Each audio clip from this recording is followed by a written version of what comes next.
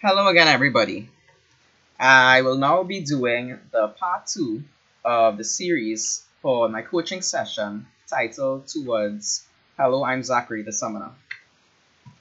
This replay analysis will entail all the information regarding mistakes or tips towards improving Hello, I'm Zachary's gameplay, as well as I will even mention some positive things that were done in the game. Although it might not be mistakes, it will be serving as an image of things that Hello, I'm Zachary is doing right. Now, to get into the replay, your item choice of Ancient Coin and 3 health pots is good. There's only very rare instances when I would suggest that you build your spell thieves. So your item choice is of good use. To start off, I like the fact that you're pushing the lane. The ability to push the lane at the start of the game allows you to rush level 2. The ability to rush level 2 allows you to gain a power spike which is larger than the enemy bot lane. This power spike allows you to dominate the lane stronger than the enemy can, as you will have 2 abilities in comparison to the enemy who only has 1 ability.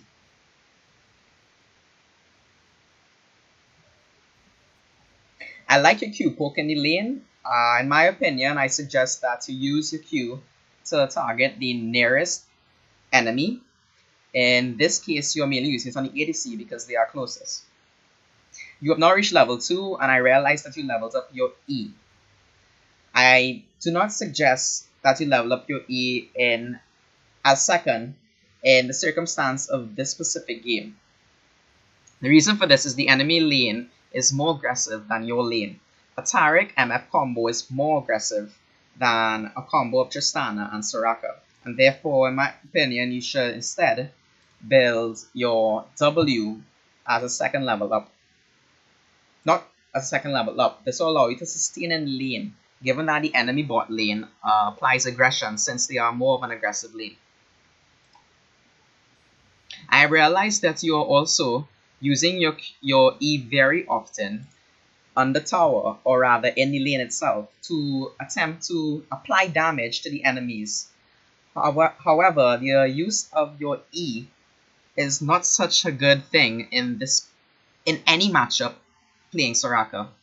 The use of your E is only in situations to silence the enemy or to attempt to root them. The only circumstance where I would say you should use your E is in team fights, or in the instance of a lane. You should only use your E when you are queuing your enemy first, then you apply your E. By queuing your enemy, you will apply a slow, and thus this slow will increase the chances of your E landing to root them, and therefore you gain more benefits. In addition to this, the use of your E quite often in lane is also not recommended because of the fact that your E costs quite a significant amount of mana. I looked into this, and it is said that 70 mana costs per E. And in this specific lane, I realized that between a Pacific time zone, you used your E to an extent of 4 times. This goes up to minute 4. So I will fast forward to minute 4 and show you the usage of your E continuing. There it is again. And you've used it at least twice before.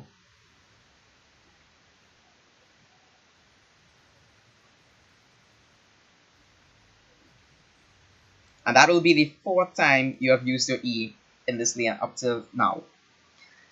This is not recommended, as if you could do the math, if you use 4 E's in this instance of 1 minute and 30 seconds, you have actually used 70 multiplied by 4, which is 280 mana. Soraka has only 439 mana, which can be seen here. Since Soraka only has 439 mana, you have used practically half of your mana in E's, where this E barely applies any damage. And so is not recommended in any instance. I have described how you should use your E before in the QE combo or in team fights when you are able to reliably more land it. Instead of placing a pointer to E at level 2 like I have suggested, you should, in this specific lane, where your lane is more passive than the enemy lane, you should put a pointer to W. If you have given the circumstance where you are more of an aggressive lane, where the enemy is more of a passive lane, I suggest putting another point into Q, so you will have more damage. Therefore, instead of using mana to the extent that you have with your E, you should use this mana on your Q, so you'll be able to spam your Q to a much larger extent. As you can see in this replay, your mana level is at 38 out of 439 at only minute 4. I realize that you have ancient coins, so therefore you'll be able to regain your mana from the mana coins that drop. However, this isn't 100% reliable. It is better to conserve your mana as best as you can. Or rather, if you reach the point of having around 1/5 of your mana remaining, you should limit your usage of your skills. I will now continue the replay.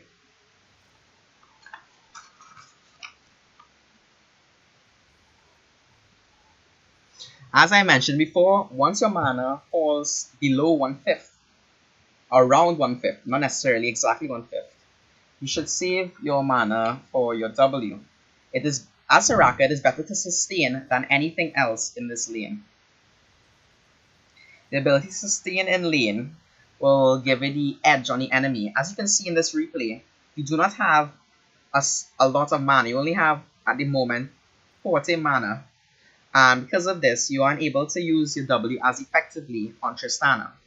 I am aware that your W has a significant cooldown at the start of the game. However, having more mana will allow you to more significantly apply this heal and keep you more health stocked up. So as soon as your mana falls to below 1/5, you should stop also spamming your Qs to conserve this mana for your heals. Always conserve your mana for heals when you are low on this mana. It is the best option. Another thing to note is, although not too noticeable in this replay, you should make use of the enemy jungler's location as much as you can. If you realize the enemy jungler is very far away on the map, as Poppy is, like if she was near the top lane and appeared in top lane on the minimap, then you should use this to your advantage and play more aggressive but with your Qs. Given that you are under the circumstance of the enemy lane not being too dominant in their laning pressure.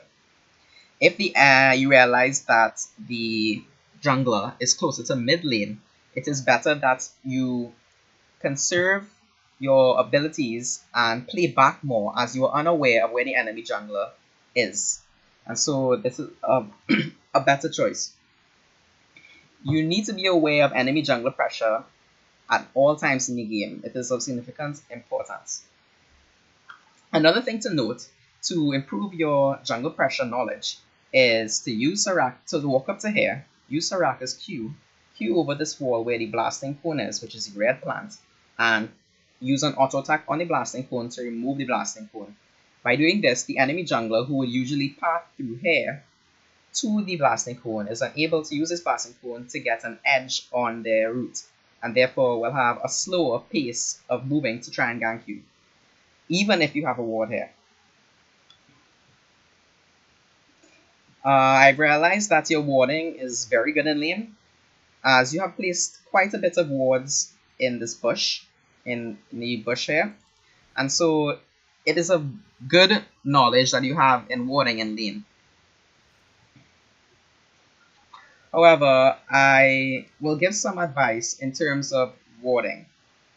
In terms of warding, you should look into the position of your lane in comparison to the enemy's lane, and the aggression of the enemy in comparison to your lane. I will describe this.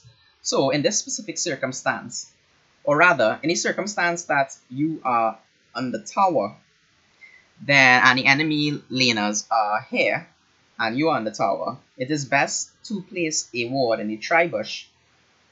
And in the tri-bush, rather than placing a ward all the way into this bush here. As if you place a ward into this bush, this is quite dangerous. And it's better to place it into the tri-bush in order to protect yourself from any form of enemy gank, and also from not wasting your wards. Wards are a very important resource in League. You shouldn't waste your wards. Each time you have your wards up, you should use them. However, you need to use them in a smart manner. So this is in the first instance when you're on the tower. You should place the ward here in tri-bush. In the second instance, you should place your ward in both this bush as well as the bush behind you if you have an extra ward. As if you are in this position in the middle of the lane and you're pushed up, you are more exposed to enemy jungler pressure from this direction, and so having a ward here and here will prevent you from getting ganked as easily. As if you do not have a ward in this tri-bush and just a ward in here, your enemy jungler is much easier to path through the tri-bush behind you and gank you. This is recommended. I forgot to mention, in the instance where you're on the tower, it is also of good practice to place a ward in this bush if you have an extra ward. But it is more important to place a ward in the tri-bush. If you have a ward in here, you will prevent enemy junglers from walking through lane through the Fog of War, where Fog of War represents the area of the map where you cannot see because of a lack of vision. So they can pass through here and walk into this bush. If you have it warded, they are able to do this as successfully. This is similarly if the enemy support is continuously walking into either this bush or that bush. So given the circumstance, you might need to place a ward in that bush so you will be able to be aware of where the enemy support specifically is when they are trying to use their skill shots.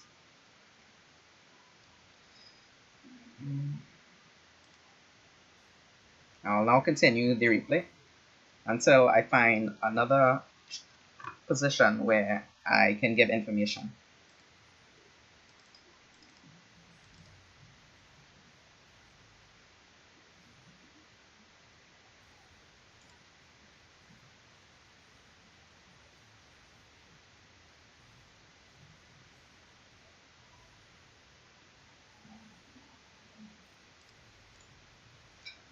I like the fact that you are aware of the fact that Poppy was coming down to your lane by instance of your ward and the scuttlecraft being taken. I like this initiative. Backing in this instance is not a bad decision, as you've got a kill and so you're able to use your gold. So you're walking back to lane now. I'll speed this up.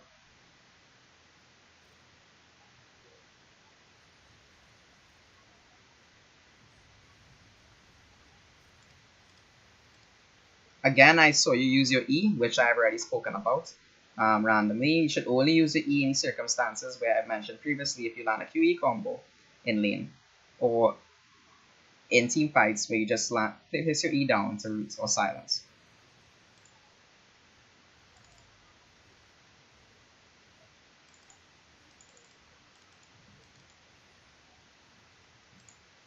Another thing to mention regarding warding.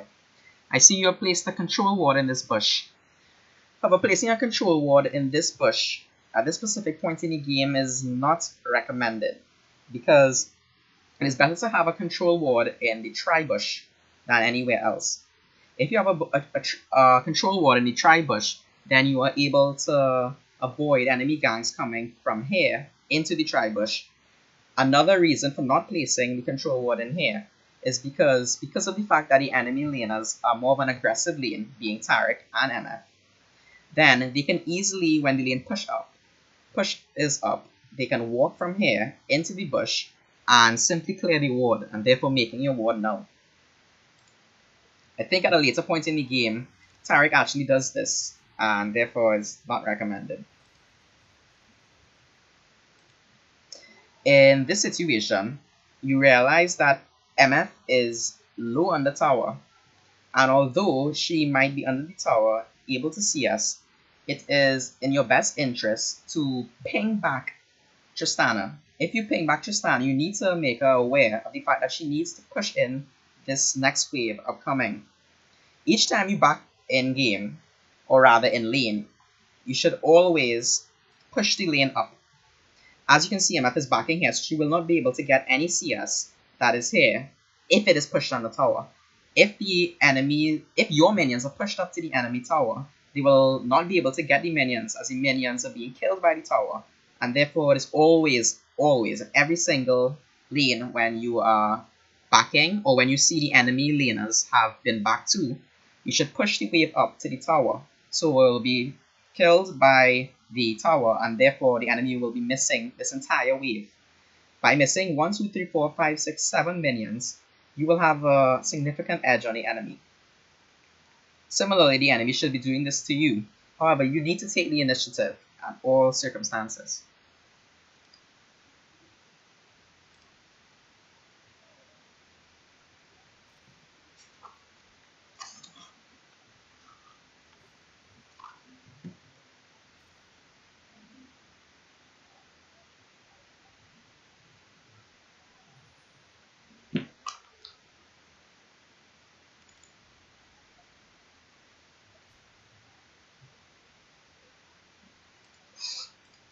Another thing to note is each time you back in base, you should buy a control ward if you have the ability to buy a control ward.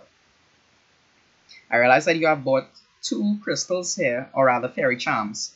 In this situation, you should buy 1 fairy charm and replace 1 with a control ward. It is always good to fill up with control wards. Each time you back, you should buy a control ward. As you can realize, the control ward which you have placed here previously has been cleared by Tarek, and therefore it was not in your best interest. You should place the control ward here in almost all circumstances. Unless you are more of the aggressive lane and you have more control over the lane, then you can place the control ward in here. In a situation where you're weaker lane, it is not recommended to place the control ward in here, as the enemy can just clear it.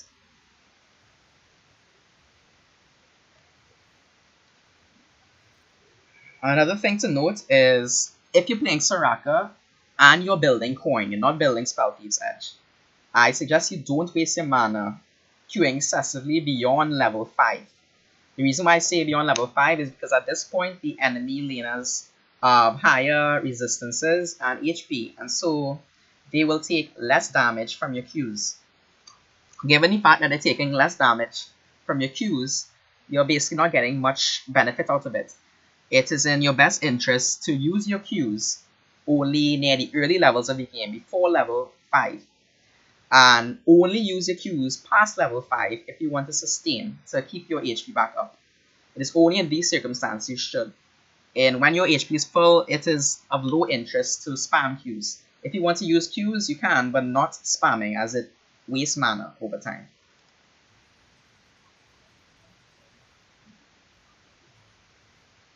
Or another tip is that you should try to Q the enemy and heal your ADC when they are low on HP at the same time.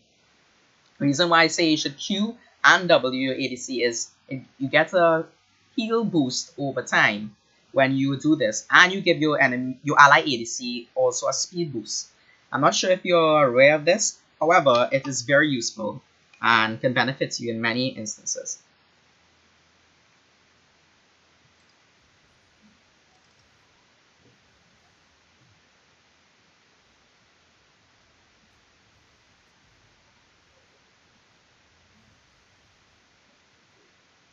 Another situation is upcoming where I will discuss the use of summoner spells, more specifically exhaust.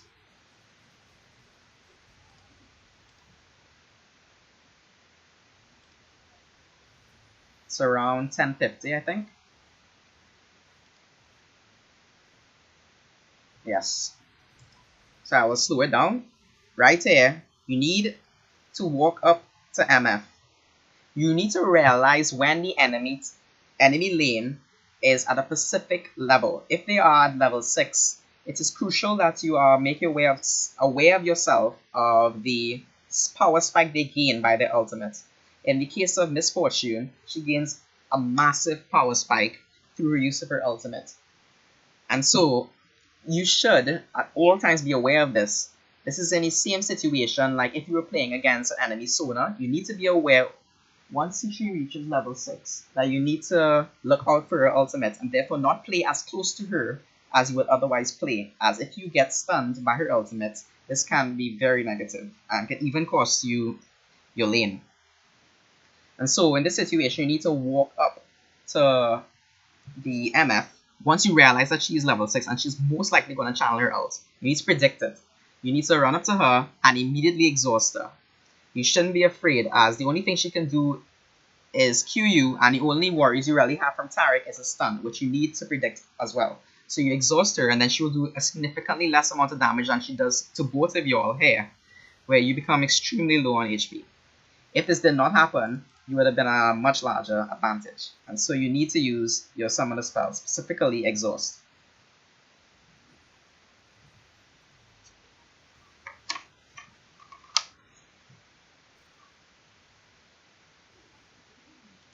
I also realized that in the situation of MF, you actually did use your E. However, you need to use your E and your exhaust. Specifically, use your exhaust before your E, or rather, with whichever you can get more ease of access. But you should use your exhaust in the fight, regardless if you use your E, because they will do a lot of damage given the situation that their lane is more aggressive than your lane. So you need to use your exhaust and your E. You use your E, which is good, and I am grateful that you're able to do this.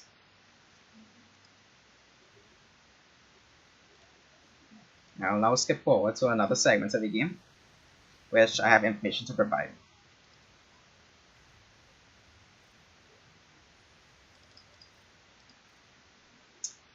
I believe here you move from lane and you use your ultimate. The reason why you use your ultimate is to try and save Warwick.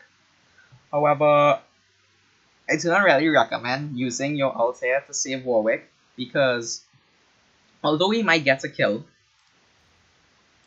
which he did onto Zed because you ultimated him, it is better you save your ultimate for your lane, because the enemy laners in this specific lane are more aggressive, and because they are more aggressive, it is better that you have your ultimate sustain the amount of damage that they significantly do higher than you are able to do. And so this is very important. I do not recommend in lanes where your lane is more passive than the enemy lane that you use your ultimate, because if the enemy engages on you, you are at a significant disadvantage. So you should save your ultimate as Soraka if you are in a passive lane. Never use it on the entire map unless you are very aware that it will guarantee saving your ally completely. But in this circumstance, it is impossible to save Warwick through both Zed and Lulu, so it's not very good use of ultimate. So you just need to learn from this. And use your ultimate conservatively. Another thing is, you should never roam as Soraka,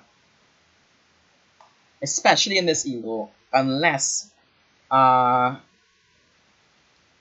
you are more of an aggro lane, or rather when you are backing. Like if you back before your ADC backs, you'll be in a situation where you will be able to roam to a specific lane, which is mid lane in almost every instance, and help the mid laner by either QEing to make a combo or healing them. And therefore you'll be able to get back to lane in a guaranteed good time when your ADC has just reached back in lane. This is one of the main instances when I recommend to roam. However, it is not of the best interest when you're playing Soraka in a lane which is, or rather in any lane as Soraka, which is a defensive champion. Similarly, this relates to with Sona and even with Janna. With Rakan, it is of a different situation because you are more of an aggressive champion, and so you'll be able to do more in the roams.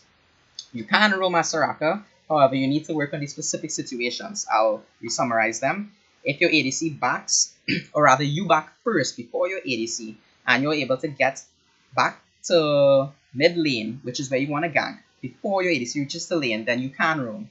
but you don't want to leave your ADC in lane for too long of a time, as if you do this, your ADC will be prone to any form of initiation by the enemy laners, as she will be alone, and so it is not recommended. A better decision in this specific circumstance is you should have stayed in lane with Tristana, and because the enemy bot lane roamed up from bot lane, you are able to get a chunk of damage on the tower, and you might have even been able to take the tower given that you stayed in lane, because roaming is not of the best interest in a situation like this unless you are able to back before Tristana and get to try and roam before. As you can see here, which I'll speed up, Tristana gets a chunk of damage on the tower. You could only imagine if you were here with her, you'd have done even more damage to the tower, possibly even taken it. As you can see, yes, if you were here with her, you would have taken it even faster than she's able to take it, and she will be able to back before and get back into the game. Due to the fact that you were not there with her, she was not able to come mid and assist to any extent, or rather to come back to lane and be more beneficial. Every minute of time or a few seconds you waste in lane, or rather when you could have used this to an advantage, is not of best interest.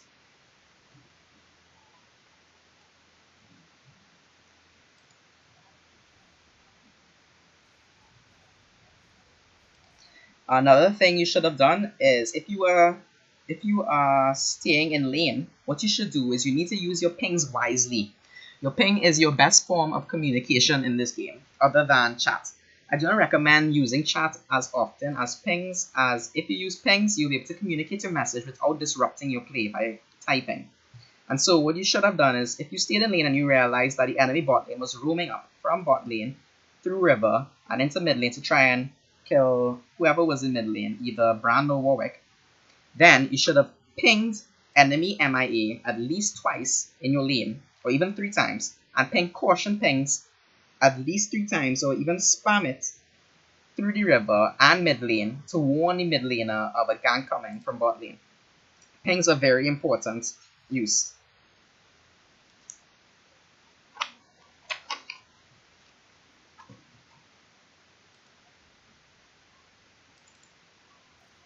I will now look for a next instance where I can get information. I think it already happened actually. Happened around here while I was talking. Okay, from here you were roaming up to mid to try and help the mid laner. You ended up surviving this, although it was quite close. However, you decide to make a decision which you should never do in any game. I'll now explain this. So you exist as one champion versus 3 champions in this lane. And not only this, but you are a support. Supports are the weakest role to defend a tower. Even if you try to defend this tower, it is very unlikely that you will be able to save the tower, because the enemy laners have a lot of DPS, damage per second, to apply to this tower. So the tower is going to die either way.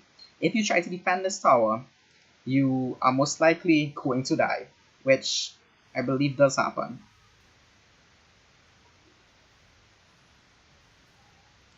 If you did not defend this tower, you would have survived, and you could have even gotten this tower, or rather, helped Tristana push further, or even come back to base at a faster time. It's not recommended to waste time trying to defend a tower against such a high sieging enemy, especially when you are alone.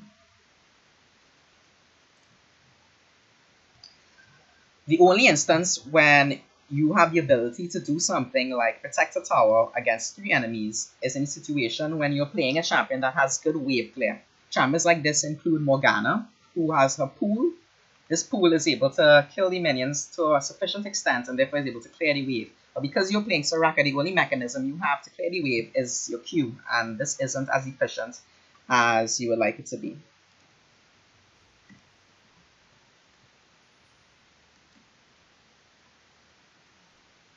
I'm just going to make sure that the replay is being recorded. 1 second.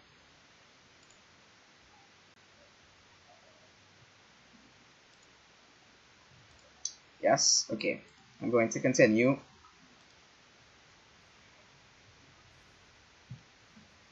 I will now look for the next instance when there's information I can give. You'll just respond. Previously mentioned, you should try to buy a control wall each time you back. That's already been mentioned. Also, you haven't done it yet.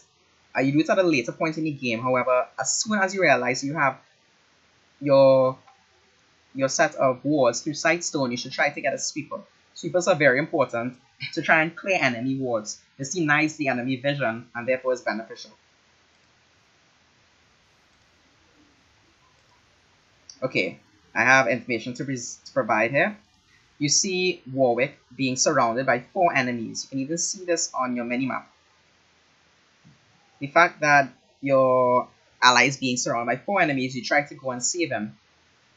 However, this is a bad decision. By going to try and save your ally who's surrounded by almost the entire enemy team, you can put yourself in a very bad position and you yourself can die. One death through Warwick in this instance is much better than both of you dying. It is not recommended in any instance. So therefore, you need to pay careful attention to your positioning, and you should never attempt to save an ally that is massively outnumbered.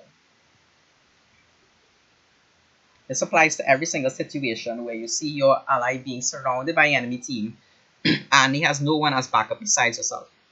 You just need to back off and reset.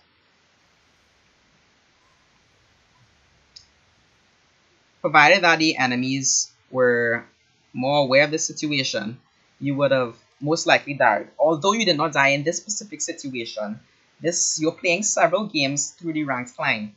And so it is important that you take this information to heart, because even if you didn't die in this situation, in other games where you apply the same principle, you will die. So you need to take careful attention.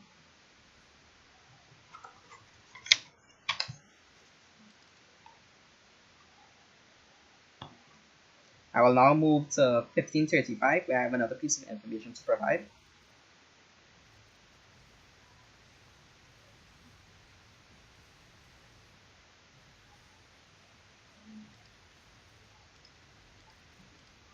Sorry for the speed of the replay. I'm just trying to decrease the time it takes to reach the specific time I want to talk about. So we're almost getting to the situation. I'll put it to normal time.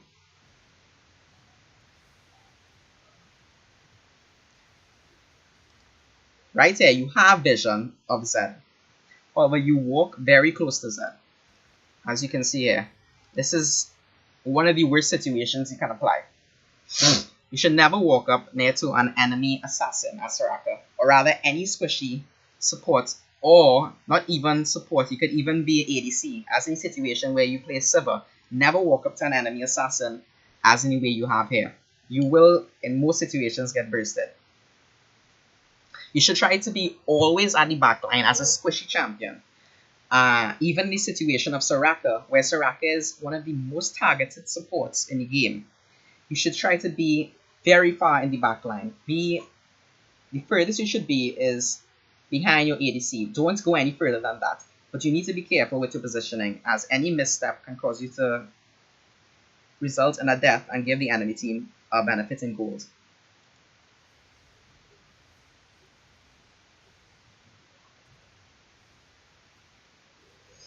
Your usage of exhaust when you encounter Z is very good. This is a very good usage of exhaust. I recommend you continue to do this, as your use of exhaust both slows him, which diminishes his movement speed, and also decreases his damage output. And because of the fact that he is an assassin, assassins are able to apply a large amount of damage in a short period of time. And so by applying exhaust, the damage is very much reduced. And this saves yourself from dying. If you did not apply this exhaust, you would have most likely died. So I commend you for that act.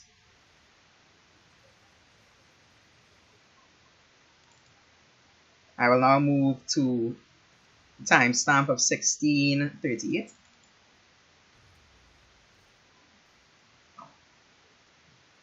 Okay, we're approaching it.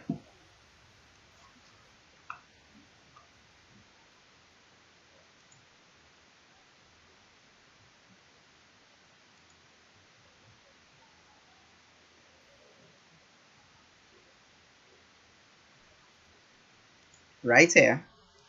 Um, you need to pay very careful attention to your positioning. Positioning is key to playing squishy supports, or rather any squishy champion. This similarly applies to Silver, who I see you play to a decent extent. You should in no situation walk away from your allies as a squishy champion like this. So you are pathed away from your ADC. This makes you vulnerable to any pressure by the enemy team. If you pathed behind the ADC, you would have been in a better position and not be at risk of dying. In addition to this, I do not recommend you ever walk through your jungle or the enemy jungle unless you have an Oracle of Ascension, which is the upgraded version of the Sweeper, I believe, which you are able to use to sweep the area of any enemies or any wards that they're able to spot you out. This is a very crucial use. You need to be very careful with your positioning. I realize you go to hit the plant to realize to see if there are any wards around the area. However, this positioning is not recommended in any instance. Let's see what happens here. If I remember, you have to blow your flash. If you did not pass this position, you would not have had to blow your flash. You would have been safe and have be at no risk of danger.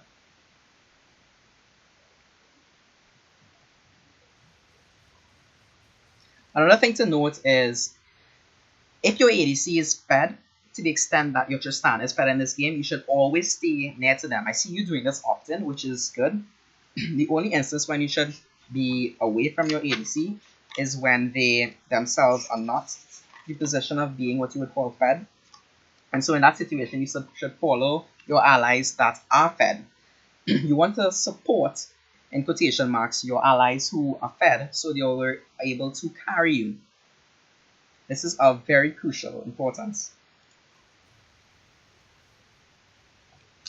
So I recommend that in all situations you walk through lane instead of walking through the jungle if you do not have a sweeper or any form of wards or control wards, in order to avoid any situation which you have just encountered. I will now discuss the interaction here where your team has a team fight with the enemy.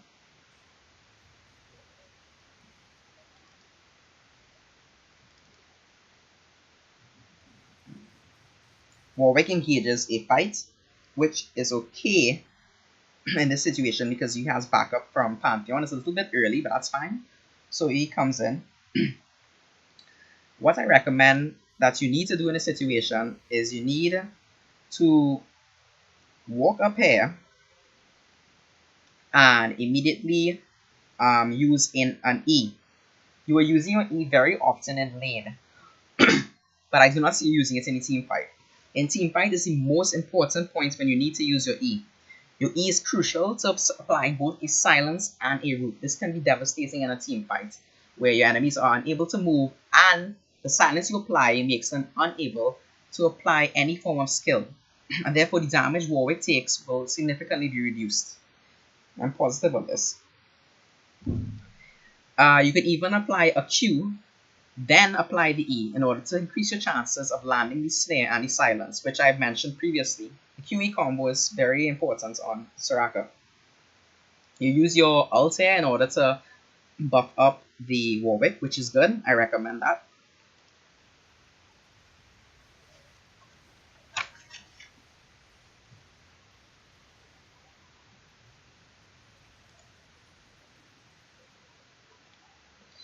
Yeah, I recommend your usage of the ult there.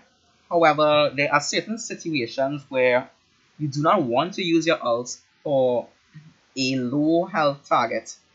Provided that you had used your QE combo there, you would not have needed to ult like you did. And so you would have saved your ult for a situation which will happen now. And therefore you would have been able to most likely come out in front of this team fight. Using your ult wisely is very important as Soraka, as is with any other champion. And the only situation where you should use your ult to save one ally in a team fight is if the ally will be able to obtain Ardent Sensor buff, which you do not have Ardent Sensor at the moment, and so it is not as beneficial to use the ult on Warwick. Although it was an okay ultimate, it could have been better if you applied a silence and even an exhaust at some point. You could have applied this exhaust to either MF or even to Z. You need to decrease your chances of being scared to walk up and exhaust. Exhausting is very important usage. Any situation where you just want to use your ultimate to save an ally, you should only do this in the case of Bran or Tristana, which I mentioned in the op.gg, as specifically from Tristana, she will be able to benefit from the use of Ardent, where her attack speed will significantly be increased. In the situation of Warwick, he also benefits greatly from the use of Ardent. However, it is better to save your ultimate for allies that need it more, such as your carries.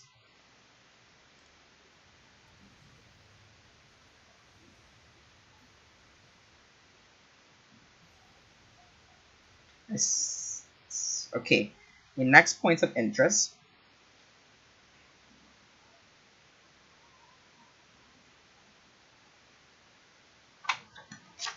is at 1938, so I will just skip to 1938. I'll try and find it on the timestamp. 1938, around here. 1950, I mean, not 1938. A little bit too far ahead. Okay, this is good. So I will just find your champion. A little bit too ahead. Right here. You are chasing Taric as a team of 4. The ability to get this kill is very high to get this kill because of the fact that you all are stacked as a team. Although you do not know where the enemy team is, because you're stacked as 4, this Taric doesn't stand a chance to get away. The only way he can get away from this is if he uses Flash. You may not know that he has Flash, but because of the fact that your team has such a large potential of chase through Warwick and Pantheon, you will most likely get this kill no matter what you do. What you do instead is you place an exhaust onto Taric. Because you place an exhaust onto Taric, this diminishes your ability to win future team fights. And you are unable to use your exhaust on either Z or on MF. This significantly decreases your chances of winning these upcoming team fights. You should never waste your exhaust when it is unnecessary. And in this situation, you should never use your exhaust on a target that is 100% going to die, and they are support which deals minimum damage, and so it is not necessary to apply the slow with the exhaust. The usage of the exhaust to decrease the damage output is much more significant than usage of exhaust for the slow.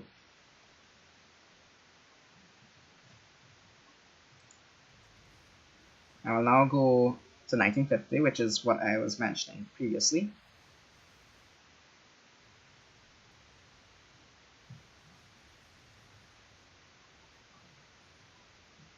Here I see you use Ardent Sensor on your ADC, which is good, so they can clear the wave faster. That is a good usage of the Ardent Sensor, however it is going to wear off, so you might need to apply it again onto the tower. However, I realized that at some point, I think you use your W, yes, you use your W on Warwick, which is okay, but it's better to save your W for Tristana, because if you save your W for Tristana, with the Ardent Sensor, she is able to do more damage per second than Warwick is. Her attack speed ratios are much higher than Warwick. Or rather, all ADCs have a higher attack speed ratio than almost every other champion. So it is always better to apply your Ardent Sensor buff through your heals onto your ADC, much rather than onto another ally. So this is very important. It will allow you to secure objectives to a much faster extent, and so is beneficial.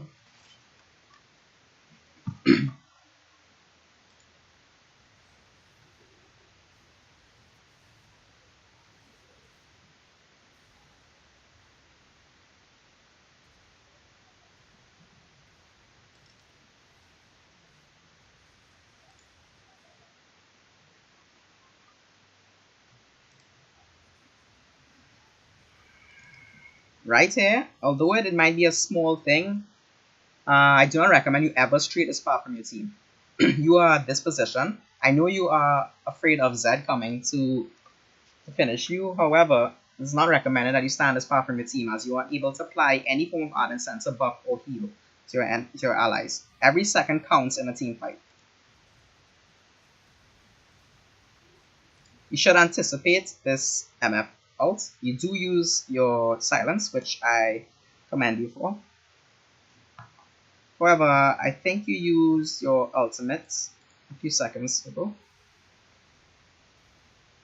Yes.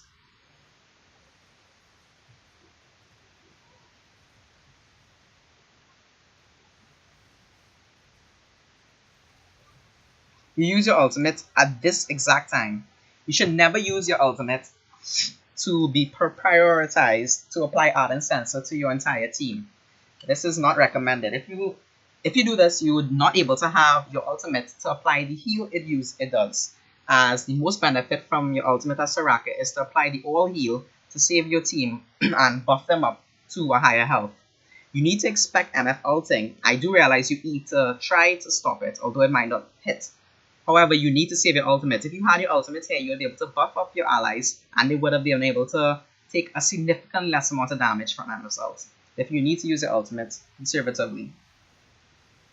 And therefore, you all would have came out significantly on top of this fight if you use your ultimate properly.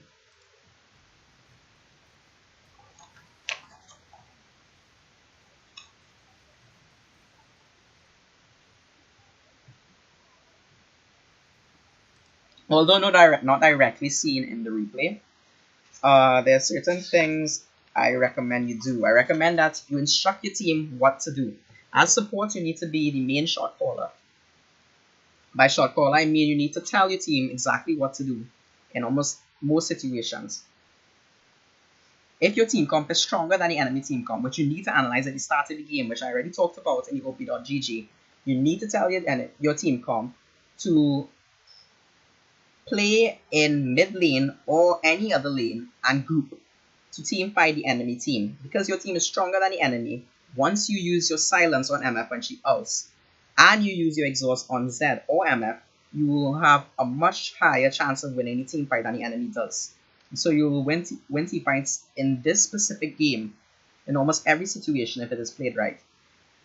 If your allies do not listen to what you say, after at least 2 times of saying it, then you need to follow your team. It is better to follow your team around than to be alone and be vulnerable to being killed. You need to also realize when a situation is negative. If a situation of a specific team fight is going to result in your not winning the team fight, you need to immediately spam caution pings, which can either be the normal yellow pings or the red pings, in order to warn your team that it is not a good idea to be playing this specific team fight. You need to therefore play cautious and spam your pings. Pings are a very crucial resource. It is also of significant interest that you follow your allies that are strong and help them and apply as much support power as possible. The ability to do this will allow them to do more than they already can with them being fed. This applies to the situation mostly to Tristana and to Pantheon. So you need to stay closest to Tristana and Pantheon. However, you should stay closest to Tristana followed by Pantheon. I realize at one point in this replay you actually do go up to help Pantheon in the top lane. That was a good effort. You need to continue doing this throughout each game. The ability to climb is most reliant on consistency. Although you might do well in one game, you need to make sure this applies to every game. The more consistency you have, the higher chance you will climb steadily. I'm almost coming to the conclusion of this replay analysis. However, I have a few more points to make.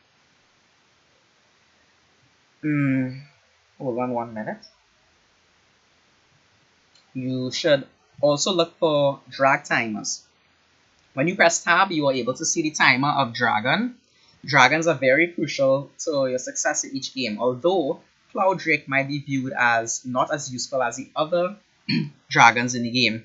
It is still important that you try your best to secure them, and so you should ping the timer for drag when you realize it is up, and tell your team to try and get it.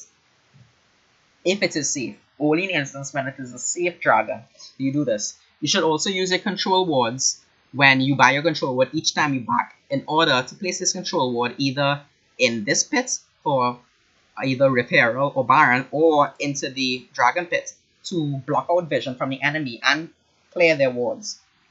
Any enemy who walks into here or into here will be unable to see if you are doing dragon or Baron, given the fact that you have a control ward.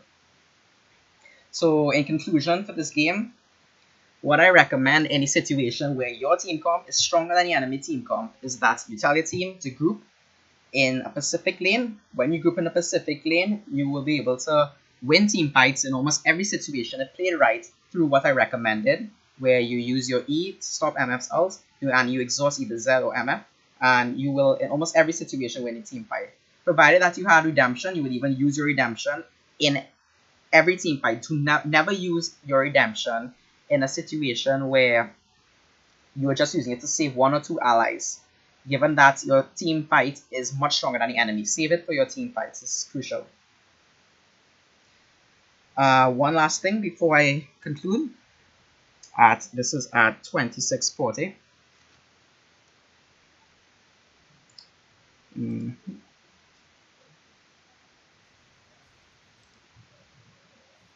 I believe this is your last death in this game, so let's discuss it. Then you should be good to go. Okay, so you walk to mid lane. You are looking through your sight.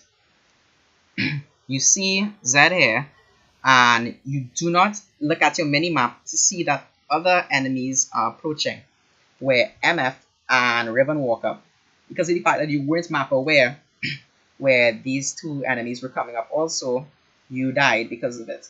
You need to be aware of baits, which is what is said in this situation, of all forms, and you need to be looking at your minimap as often as possible. It is recommended that you look at your minimap at least once every 5 seconds. If you try to work on this, you will significantly improve your play, as your map is a huge guide to your success in each game. I believe that is the majority of what I wanted to talk about for this replay. I have included the Word documents for the op.gg review, and this video should help you for not only this specific game, however in total, as you'll be able to apply these concepts to both the champion of Soraka as well as throughout any role that you play, most specifically to support. I thank you for listening. I'm sorry if this replay was excessively long. However, the ability to apply all the information was only able through the usage of this time. I thank you for listening, and I hope to see you all next time.